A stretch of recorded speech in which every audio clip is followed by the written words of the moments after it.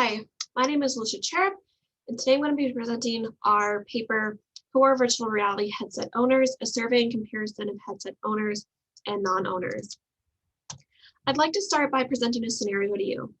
If a colleague in virtual reality research said to you, I'm going to do all of my VR studies with people who own their own headsets, would you have any concerns about their plan? This is essentially the question that we address in this paper. Phrasing this question another way, we could ask, do people who own their own VR headsets differ from those undergraduates who typically sample in the lab?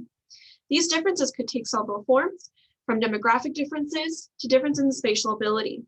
This question feels especially compelling to answer due to several factors, but primarily due to the COVID-19 pandemic, as it has forced several researchers to use alternative recruitment methods to gather data outside of the traditional face-to-face lab setting, which begs the larger question of whether a population of online workers differs significantly from the traditional undergraduate participant pool. There are two main themes that carry through this presentation.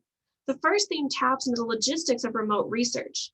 Namely, is it feasible to sample people who own VR headsets remotely? What are the considerations researchers need to take in order to access this population?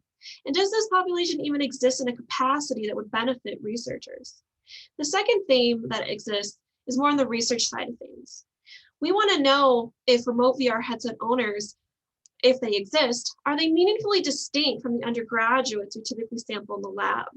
These could be demographic differences, but we were also interested in any differences in spatial ability, as this is an important characteristic for many VR researchers, given the inherently spatial nature of virtual environments.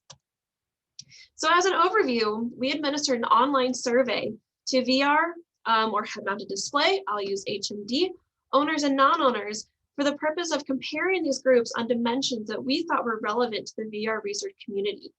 Our variables of interest included things like participant demographics, video game experience, spatial ability, and a propensity for motion sickness. We had three hypotheses that were pre-registered in the open science framework. Our first hypothesis was that we thought that the proportion of men would be larger among HMD owners compared to non-owners. This difference was expected based on previous work that has shown consistently that men tend to make up over half of HMD owners. Our second hypothesis was that HMD owners would report more video game hours than HMD non-owners, as other reports have shown that the vast majority, about 90%, play video games at least once a week. Finally, we hypothesized that HMD owners would perform better on tests of spatial ability compared to non-owners.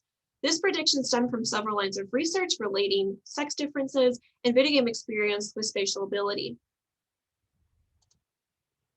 For our recruitment, we recruited HMD owners and non-owners from three different platforms: Amazon's Mechanical Turk, which we shortened to AMT, Prolific, and our undergraduate participant pool at Iowa State University.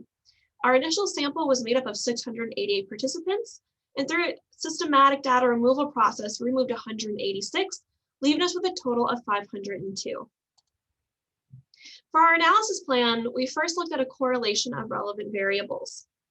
We then performed two different MANOVAs, looking at a comparison of HMD owners and non-owners, and also comparisons across recruitment platform.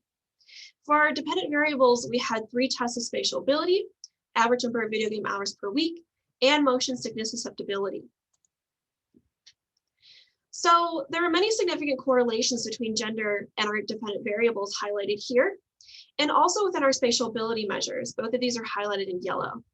And so given the distribution of gender across HMD ownership and a significant correlation with our variables of interest, we included gender in the analyses of HMD ownership and recruitment platform.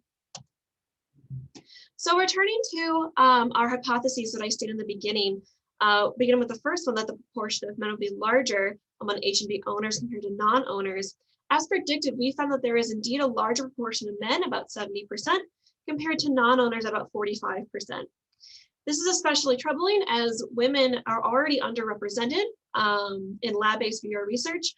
There's going to be need a conscious effort on the part of our research teams to ensure appropriate representation of women in their lab-based and online VR studies.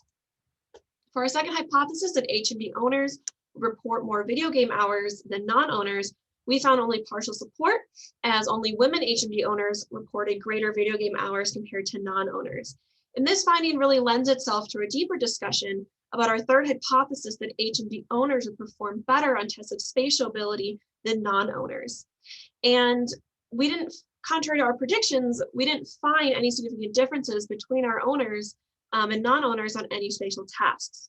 And although our hypotheses were not supported, this really bodes well for researchers in general who are curious about the generalizability of research involving HMD owners and non-owners. So returning to the two themes that I started with in the beginning of this talk, when we look at the question, is it feasible to sample people who own VR headsets remotely? What we find is an over-resounding yes. One thing to be aware of, though, is the high data removal rate, especially in our online platforms. And so we term these participants bad actors. And so steps will need to be taken in order to ensure proper recruitment and reliable data. And then on our second line of work, when we talk about our online workers different than undergraduates, generally no. And again, this is boding well for researchers who are interested in making comparisons or generalizability between these two samples. Though I will note a word of caution that this is just a snapshot of the platforms that we recruited from, and that other recruitment methods such as sampling from social media may provide different participant demographics or characteristics that are not captured here. So before I end this presentation, I want to give you some major takeaways from our project. Essentially, in these times during the COVID-19 pandemic, researchers were forced to adopt other methods of recruitment to investigate research involving virtual reality. And so this project really aims to provide a snapshot of HMD owners and non-owners across different recruitment platforms and demonstrate that these samples are fairly comparable across behavioral tasks. As a final note, all of our materials and data are posted for use on the Open Science Framework. And I encourage anyone who wishes to please extend this data set and answer any questions that may be relevant to your lab or research group, as we also collected data on the most popular headsets, preferred applications, and usage frequency. Thank you so much for having me. I'd like to extend a thank you to my co-authors on this paper and our project collaborators, and finally thank the National Science Foundation for funding this project.